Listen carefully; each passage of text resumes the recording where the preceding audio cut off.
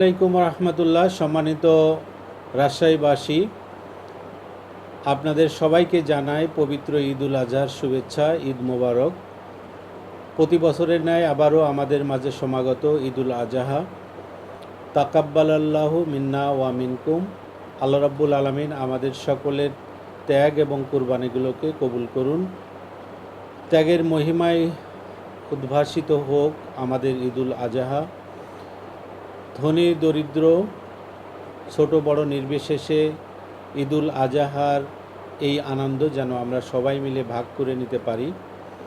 আমরা যারা কুরবানি দিচ্ছি, আমাদের আশেপাশে অনেক দুস্থ অসহায় গরিব মানুষ আছে। আমরা খেয়াল রাখব তারা যেন কোনোভাবেই এই আনন্দ থেকে বঞ্চিত না হয়। আমরা যারা কুরবানি দিব, কুরবানির রক্ত বর্জ্য যেগুলো আছে সেগুলো যেন আমরা দ্রুততম সময়ের মধ্যেই অপসারণ করতে পারি। তা না হলে দুর্গন্ধময় পরিবেশ আমাদের বসবাসের জন্য অনুপযোগী হবে। আমরা সবাই নিজ নিজ উদ্যোগেই নিজেদের বর্জ্যগুলোকে অপসারণ করব, একটা নির্দিষ্ট জায়গায় আমরা রাখব, যাতে সিটি কর্পোরেশনের কর্মীরা সেগুলো সহজে অপসারণ করতে পারে।